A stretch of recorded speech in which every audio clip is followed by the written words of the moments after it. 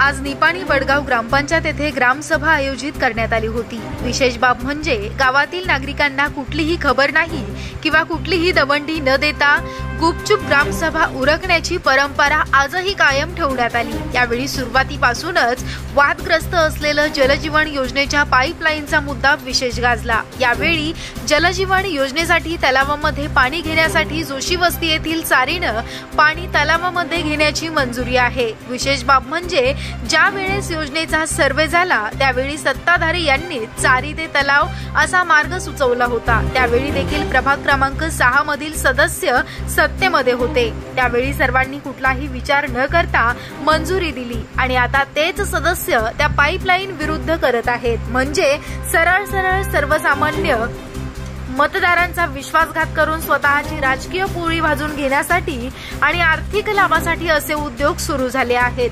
विशेष बाब म्हणजे योजनेचा संपूर्ण आराखडा तयार झाला असून त्याची ब्ल्यूप्रिंट देखील तयार आहे।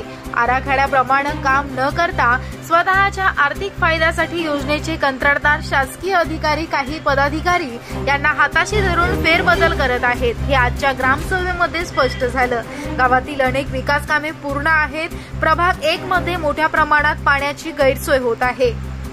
याबाबत मोठ्या तक्रारी आल्या। तसेच पाणी पुरवठा योजनेवर लाखो रुपयांची उधळपट्टी केली जात असताना नागरिकांनी पाणी मिळत नाही यावर देखील लक्ष केंद्र करण्यात आलं।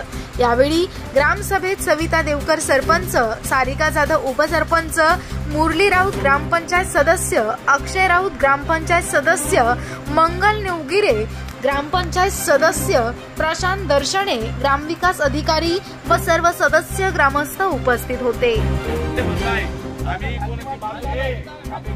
आम्ही कोणाची बाजू घेऊन बोलत नाही। हे म्हणे का त्याला कमिटी 11 लोकांची कमिटी आणि 11 लोकांच्या कमिटीने तुमचे सगळे सदस्य 11 लोकांच्या कमिटीने तो सर्वे झालेला आहे। मी पुढून ऐका, 1 मिनिट ऐका, तुम्ही नंतर ठेवा ना। पाणी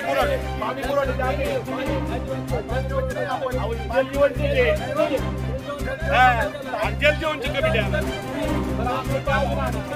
अजून आणा ना। बरं मान्य झालं ना। 1 मिनिट ऐका ना, 1 मिनिट ऐका ना। इथं मान्य झालं ना थोडा सर्वे, त्याची पाईपलाईन कुठून हे तर इंजिनियर सांगतो ना। असं कसं चालत? म्हणजे तुमचं असं आहे, घर जळलं तर दुसऱ्याचं जळलं पाहिजे, आपलं वाचलं पाहिजे। 15 देते तुम्ही तुम्हाला